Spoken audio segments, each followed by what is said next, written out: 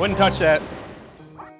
Our bodies are disgusting places. In fact, you've got nearly 3 pounds of microbes in your gut right now digesting the last meal you ate. And in your belly button, believe it or not, you got 3,000 different species of microbes poking around. Now, we wear this invisible coat of microorganisms every day. The vast majority of these life forms are beneficial. They're necessary for good health. But on this episode of Gross, we're targeting the rogue warriors here, some people's incredible obsessions with them. This episode, we're hunting germs.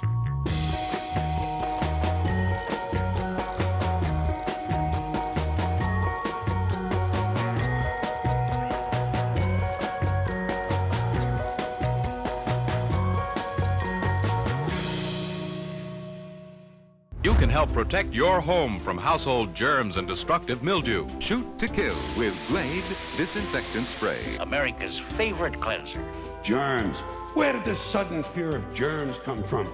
Let's start at the beginning. Germ is an informal term for an entire range of pathogens, and the Greeks used the word pathogen for producer of suffering. Pathogens cover a whole wide range of infectious agents like bacteria, viruses, protozoa, fungi, and lots of other microorganisms. Some of the most heinous suspects are called E. coli, Heliobacter pylori, bubonic plague. But for right now, all that stuff, we're just gonna call them germs. Howard, I have to go to the bathroom and no one will take me home. What's wrong with the bathroom here? Pneumococcus, streptococcus, staphylococcus, and other assorted caucuses. In addition to germs, there are also microscopic bugs that call your body home. For example, there's something called a Demodex mite, mite, living in every one of your hair follicles. Or consider the lowly fur mite, which thrives in body hair. To them, your body is like a habitat. It's like a virtual Serengeti of back hair. America is definitely obsessed with the fight against germs. I mean, I'm a germaphobe. I'm not happy about it. I'm not saying it's a good thing. I think we are now getting into this era of the hygiene epidemic where we're so obsessed with fighting germs that now we are losing our own resistance to things. That's why we can't travel to like Southeast Asia as Americans without getting violent diarrhea, because we just have lost all of our immunities. Coming up, we're going back to biology class to find out exactly where the worst germs hide. You might want to think twice before you hit that office coffee machine.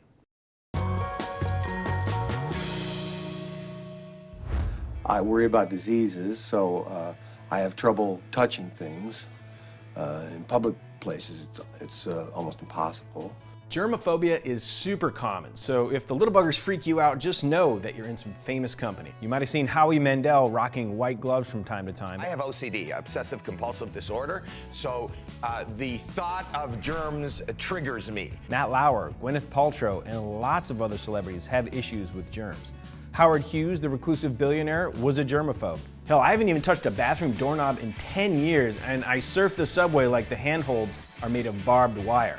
If that's being a germaphobe, then consider me guilty as charged. They're on everything. I mean, I see people all the time not washing their hands when they leave the bathroom. I see dudes grabbing their balls. Stop grabbing your balls. You have definitely touched balls at some point today, and you don't even know it. Germy balls. Have you touched a doorknob today? Touched a steering wheel? You've touched balls. Germophobia is way more complex than just wanting to avoid germs. Everybody sat on a plane next to patient zero and seen your life flash before your eyes. But how afraid should we actually be of these things? Let's look at bacteria. The vast majority of these guys are harmless and even helpful. In fact, you got about 100 trillion of them in your body right now, and most of those guys have your back. But there are some bad eggs. Take pathogenic bacteria like tuberculosis, for example. Those guys can be killers. Just ask Doc Holliday. Live for me. The reason germs got so popular in the first place is they're all about spreading. And the most common way is direct contact. Handshakes, high fives, make-out sessions. It's great. Good. Lucky for you lovers, though, saliva carries fewer germs than snot. So even if your partner has a bit of a cold, go ahead and kiss away, unless your smooching involves nasal action. Other than that, avoiding germs is a whole lot of common sense. Wash your hands. Wash your hands. Wash your hands. Your mom said it a million times. Listen to her. Every day you touch hundreds of potentially germ-infested and just plain filthy items, from your own keyboards to the office coffee machine to that door handle at your favorite coffee shop. These things can be filthy. So we decided to hit the streets with a special cleaning verification unit just to see how grimy our city really is. Doorknobs at Grand Central have gotta be disgusting. Let's find out. All things considered, 45 is not bad for a door handle at a place as busy as Grand Central Station. I'm even gonna touch this one when we go inside. Anytime I ride the subway, I do not touch the bar. Let's see how crazy that is of me.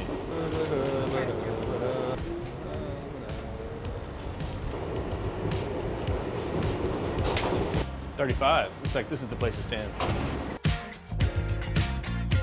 These things are all over the city.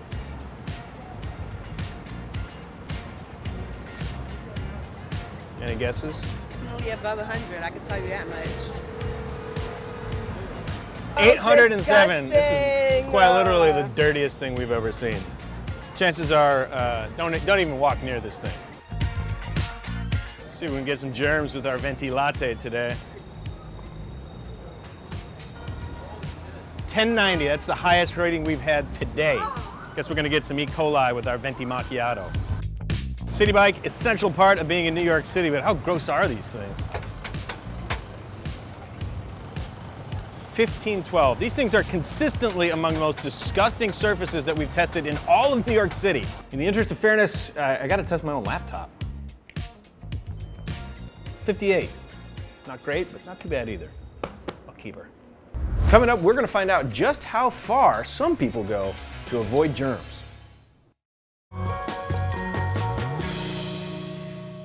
What if I told you that a fist bump transfers 20 times fewer bacteria than a traditional handshake? Now let's talk about those public toilet seats. For God's sake!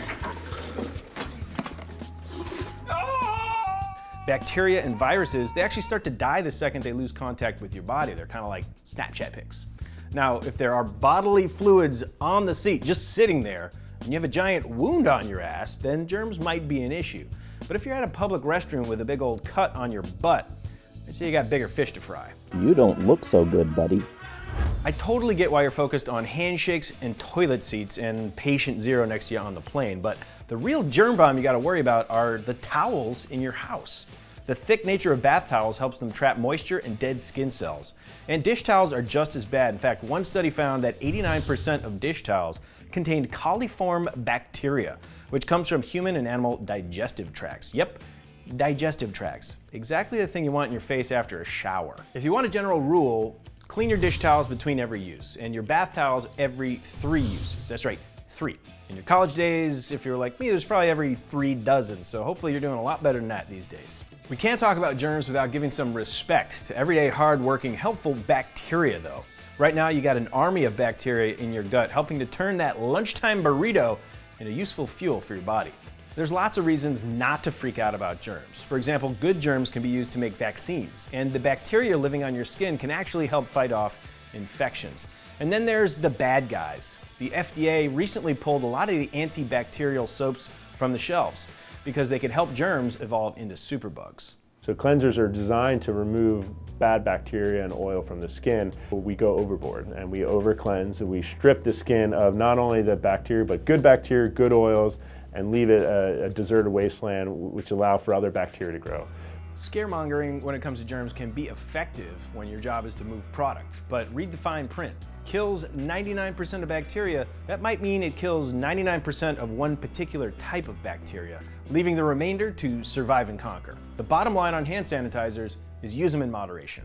So there you go. When it comes to germs, the best defense can be a good offense. Keep that immune system strong and stop freaking out over public bathrooms already. Now, what are you waiting for? Get out there and start fist bumping.